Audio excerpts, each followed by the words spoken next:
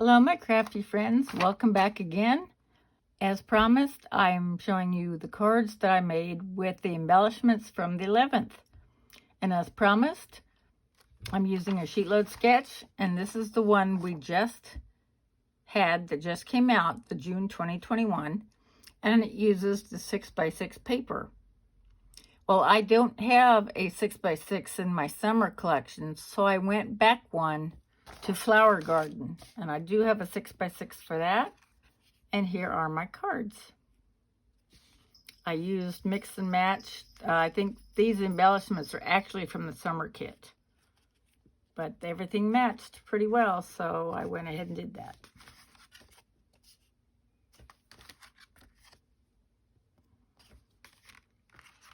Chipboard sticker here.